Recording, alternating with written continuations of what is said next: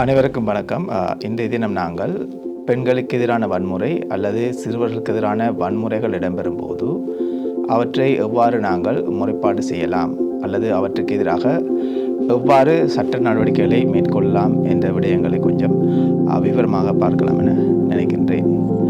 அந்த வகையில் முதலாவது, பெண்களுக்கு எதிராக ஏதாவது வன்முறை சம்பவங்கள் இடம்பெறும் போது அது செக்ஷுவல் ஹராஸ்மெண்ட் அல்லது ரேப் அல்லது செக்ஷுவல் எக்ஸ்ப்ளோயிட்டேஷன், இந்த மாதிரியான சம்பவங்கள் இடம்பெறும் போது அவற்றை எவ்வாறு நாங்கள் முறைப்பாடு செய்யலாம் என்பது தொடர்பாக, எங்கு முறைப்பாடு செய்யலாம், எவ்வாறான முறைகளில் முறைப்பாடு செய்யலாம் என்றதை மிகவும் நாங்கள் விவரமாக பார்ப்போம்.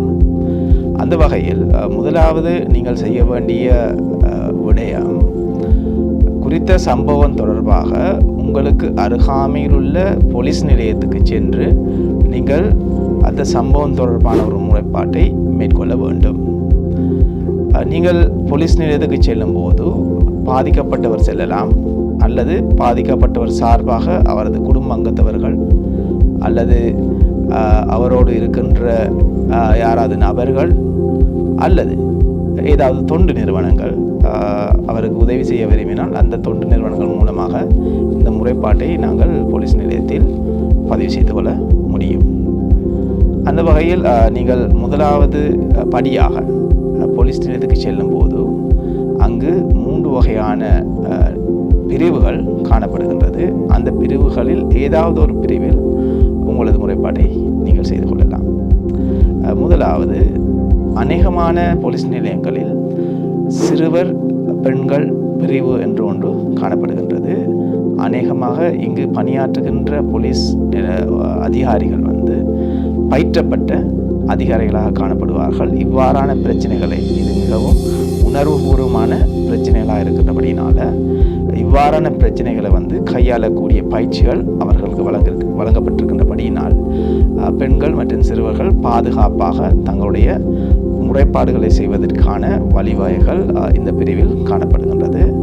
ஆகவே முதலாவது, நீங்கள் அருகிலுள்ள போலீஸ் நிலையத்துக்கு சென்று பார்க்கும்போது அங்கு பெண்கள் மற்றும் சிறுவர்கள் பிரிவு இருக்கின்றதா என்பதை பார்த்து அந்த பிரிவுகளில் உங்களுடைய முறைப்பாடுகளை செய்வதற்கு முயற்சிக்க வேண்டும்.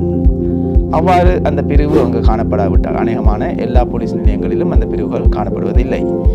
அவ்வாறான சந்தர்ப்பங்களில் அங்கு இருக்கின்ற குற்றவியல் பிரிவு என்றொன்று காணப்படுகின்றது. அந்த குற்றவியல் பிரிவில் சென்று நீங்கள், கிரிமினல் டிவிஷன் நாங்கள் சொல்லுவோம், அந்த குற்றவியல் பிரிவிற்கு சென்று நீங்கள் உங்களுடைய முறைப்பாடுகளை செய்ய முடியும்.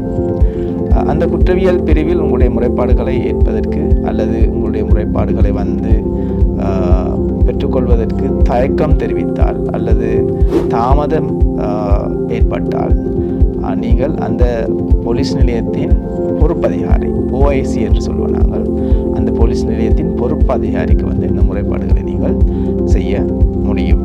ஆகவே அருகிலுள்ள போலீஸ் நிலையத்துக்கு செல்லும் போது இந்த 3 விதமான பிரிவுகளில் உங்களுடைய முறைப்பாடுகளை நீங்கள் பதிவு செய்து கொள்ளலாம்.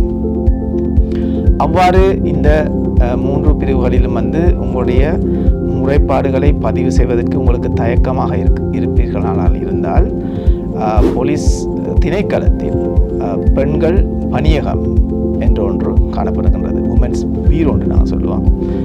அந்த உமன்ஸ் பீரோவுக்கு சென்று நீங்கள் உங்களுடைய